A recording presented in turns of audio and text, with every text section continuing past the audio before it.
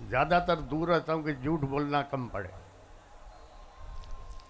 बाकी जहाँ तक इलेक्शन का सवाल है, जो जीता है वो खुद परेशान है, सर पकड़ के बैठा हुआ है, और जो हारा है या हरवाया गया है वो सब हम रास्ते पे निकले हुए हैं। तो अब तो ये जो फैसला जो हमारे मुल्क के करते हैं, अब उनको सोचना पड़ेगा कि अब आपके पास कोई भी कौमी पार्टी या कोई भी कौमी लीडर नेशनल लेवल पे नहीं रहा। तो अब कौन बचा फेडरेशन संभालने वाला? सिवाय फौज के कौन बचा है?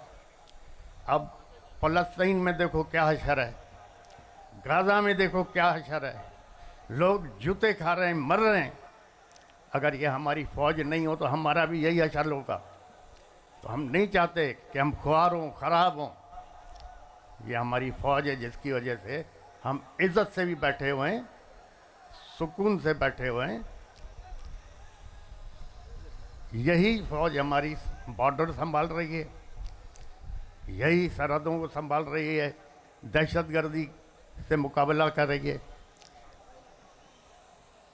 इसी वजह से हम आराम से घूम रहे हैं, फिर रहे हैं। बाकी जहाँ तक सवाल है इलेक्शन का, इस पे भी मैं ज़रूर थोड़ी रोशनी डालना चाहूँगा। अब इंट्रा पार्टी इलेक्शन है। इंट्रा पार्टी इलेक्शन जिस तरह पीटीआई ने कराया, उसी तरह नून लीग ने कराया, उसी तरह पीपल्स पार्टी ने करवाया, उसी तरह फंक्शनल लीग ने कराया। अब उस पीटीआई के इंट्रा पार्टी इलेक्शन की वजह से ये क्या, कौन सी है ये, नहीं ये भाई इलेक्शन कमीशन, उसने ज़मीन आसमान एक कर दी। अभी जो इतनी बड़ी खरीदो फरोख्त हुई है इस इलेक्शन में, जनरल इलेक्शन में, तो कहाँ है ये इलेक्शन कमीशन, कहाँ सो रही है? इस पे भी तो कुछ बोले। इमरान खान को सब चोर कहते हैं, चलो ठीक है, चोर है ना। क्या किया है तोशाखाना में? क्या इमरान खान से पहले जो लोग आए थे, प्राइम मिनिस्टर या प्रेसिडेंट, उन लोगों ने कुछ नहीं लिया तोशाखाना से? उन लोगों ने गाड़ियां नहीं ली क्या तोशाखाना से? जबकि कानूनन वो गाड़ियां ले ही नहीं सकते। तो सिर्फ इमरान खान चोर है? मेरी नज़र में इमरान खान चोर नहीं है।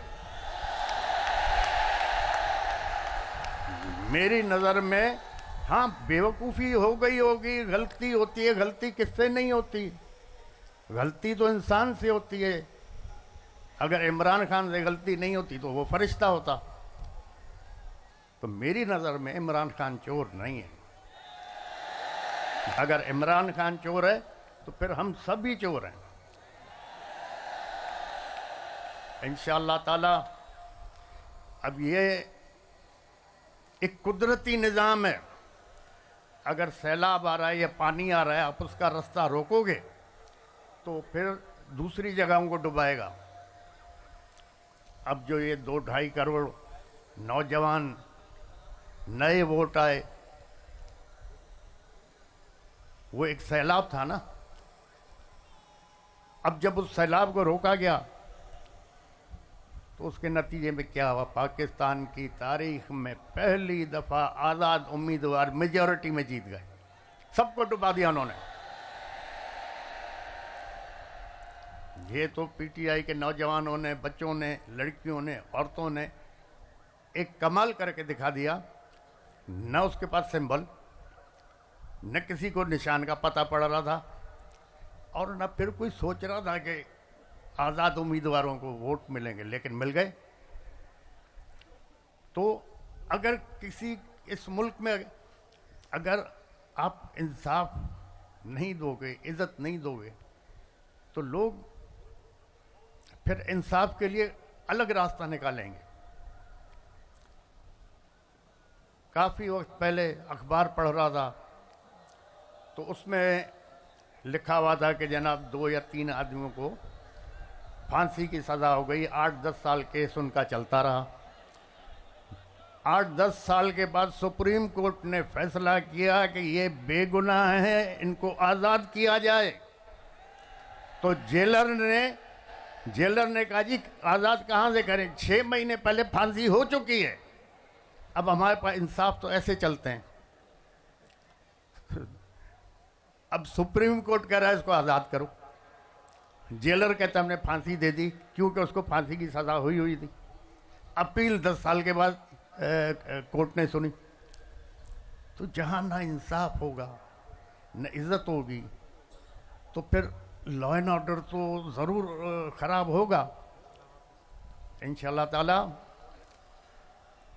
अब सोचना यह है कि कानून के दायरे में रहते हुए और इज़्ज़त से इस मसले को बाकी पार्टियों के साथ JUI हो गई, जमात इस्लामी हो गई और मज़ीद जो भी हमारे साथी हमारे साथ आना चाहें, हम उनसे मिल के उनके मशवरे के साथ इसको चलाएंगे।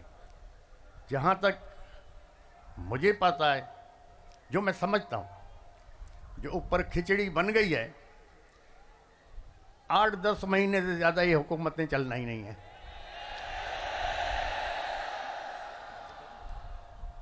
8-10 महीने से ज़्यादा नहीं चलना। अब पिछले जो 20 महीने हुकूमत थी, उसमें जो महंगाई आसमान पे गई है, उससे क्या हुआ है? उससे हुआ ये है कि जो मिडिल क्लास थी वो ख़त्म होती जा रही है। अब इस इलेक्शन के बाद आप देखो महंगाई आसमान पे जाएगी। अब जब महंगाई जाएगी तो आपका मिडिल जाएगा, तबाह हो जाएगा।